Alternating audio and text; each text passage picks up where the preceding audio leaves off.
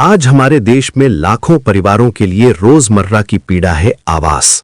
कागजों में योजनाएं हैं, फाइलों में आंकड़े हैं, लेकिन जमीन पर झुग्गी झोपड़ी में रहने वाले परिवार आज भी छत के अधिकार से वंचित हैं।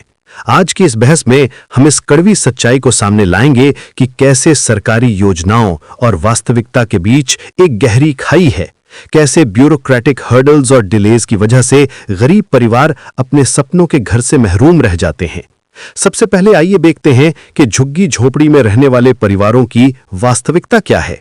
हमारे फील्ड रिपोर्टर ने दिल्ली की एक बस्ती से ग्राउंड रिपोर्ट तैयार की है। बरसात में टपकती छत, सर्दियों में ठंड और गर्मियों में तपती टीन, यही इन परिवारों का जीवन है। पानी के लिए लंबी कतारें, शौचालय की कमी और बच्चों के लिए पढ़ाई का माहौल तक नहीं। यहां के बुजुर्गों के लिए तो हर दिन जीवन मृत्यु का संघर्ष है। अब सुनिए इन परिवारों की आवाज। पहली गवाही है रमेश कुमार की, जो पिछले 15 साल से दिल्ली की एक झुग्गी में रह रहे हैं। वे कहते हैं, साहब, नाम सूची में है, सर्वे भी हुआ, पर चाबी आज तक नहीं मिली। कब तक इंतजार करें? बच्चे बड़े हो गए पर घर का सपना अधूरा ही रह गया। दूसरी गवाही है सुनीता देवी की, जो कहती हैं, दस्तावेज मांगे जाते हैं, बनवाने में पैसा लगता है, गरीब कहां से लाए? एक कागज के लिए 10 बार ऑफिस के चक्कर लगाने पड़ते हैं। सबसे दिल दहलाने वाली गवाही है 70 ईयर ओल्ड रामदेव जी की, जो कहते हैं, बीमारी में झुग्गी में रहना मौत से लड़ना है। डॉक्टर कहता है क्लीन एनवायरनमेंट चाहिए, पर यहां तो हवा भी सांस लेने लायक नहीं। ये सिर्फ 3 आवाजें हैं, लेकिन इनके पीछे करोड़ों परिवारों का दर्द छुपा है। अब आते हैं तथ्यों पर। प्रधानमंत्री आवास योजना अर्बन के तहत 2015 से अब तक 1.23 करोड़ हाउसेस सैंक्शन हुए हैं, लेकिन कंप्लीटेड हाउसेस की संख्या केवल 80 to 90 लाख है, यानी लगभग 30 to 40 लाख हाउसेस अभी भी पेंडिंग है। महाराष्ट्र में अकेले 52 लाख लोग स्लम्स में रहते हैं। देश की टोटल स्लम पॉपुलेशन का 18% हिस्सा महाराष्ट्र में है। मुंबई में हर साल केवल 20,000 अपार्टमेंट्स बनते हैं, जबकि जरूरत है 1 लाख की।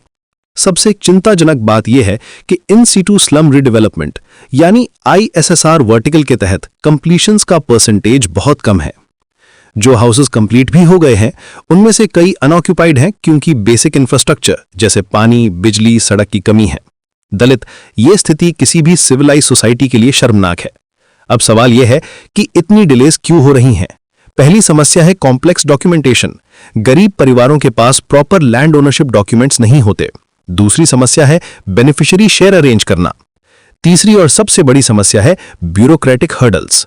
एक अफोर्डेबल हाउसिंग प्रोजेक्ट को शुरू होने से पहले 20 to 30 क्लियरेंसेस की जरूरत होती है, जिसमें 2 साल तक का समय लग जाता है। लैंड एक्विजिशन में डिलेज, एनवायरमेंटल क्लियरेंसेस में देरी और अप्रूवल प्रोसेस की जटिलता, ये सब मिलकर एक ऐसा जाल बनाते हैं जिसमें गरीब का सपना फंस कर रह जाता है। कई बार तो डेवलपर्स भी इन प्रोजेक्ट से हाथ खींच लेते हैं क्योंकि रेगुलेटरी फ्रेमवर्क इतना अनप्रिडिक्टेबल है। अब बात करते हैं सॉल्यूशंस की। एक्सपर्ट्स का कहना है कि एलिजिबिलिटी रूल्स को सिंप्लीफाई करना होगा।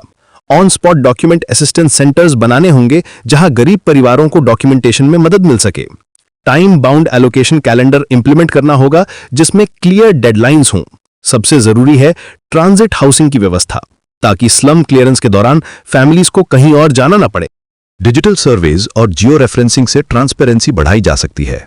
धारावी के ट्विन डिजिटल मॉडल जैसी इनिशिएटिव्स को बड़े पैमाने पर अपनाना होगा। अफोर्डेबल रेंटल हाउसिंग कॉम्प्लेक्सेस यानी ARHCS को और अग्रेसिव तरीके से प्रमोट करना होगा। मॉडल टेनेंसी एक्ट के तहत सिक्योरिटी डिपॉजिट को 2 मंथ्स रेंट तक सीमित करके रेंटल मार्केट को एक्सपैंड किया जा सकता है। लेकिन सबसे जरूरी बात यह है कि हमें अपनी सोच बदलनी होगी। घर कोई एहसान नहीं, अधिकार है। आर्टिकल 21 के तहत डिग्निफाइड लाइफ का अधिकार है और उसमें प्रॉपर शेल्टर भी शामिल है। आज की बहस का उद्देश्य आरोप नहीं, समाधान है। हमें एक कॉम्प्रिहेंसिव अप्रोच अपनाना होगा जिसमें central government, state governments, urban local bodies और प्राइवेट सेक्टर सभी मिलकर काम करें। रेगुलर मॉनिटरिंग और रिव्यू मीटिंग्स के साथ साथ कम्युनिटी पार्टिसिपेशन भी बढ़ाना होगा। स्लम ड्वेलर्स को सिर्फ बेनिफिशियरीज नहीं बल्कि स्टेक होल्डर्स के रूप में देखना होगा। समय आ गया है कि हम कॉन्क्रीट एक्शन लें। प्रशासन से स्पष्ट समय सीमा और जवाबदेही की मांग करते हैं।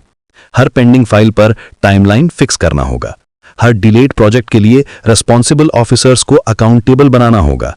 ट्रांसपेरेंसी और पब्लिक ऑडिट के बिना यह समस्या हल नहीं होगी। आखिर में ये सिर्फ हाउसिंग का मामला नहीं है, ये ह्यूमन डिग्निटी का मामला है, ये सोशल जस्टिस का मामला है, ताकि झुग्गी में जन्म लेने वाला बच्चा पक्के घर में भविष्य देख सके, ताकि हर परिवार को एक सेफ और सिक्योर होम मिल सके जहां वे अपने सपने पूरे कर सकें।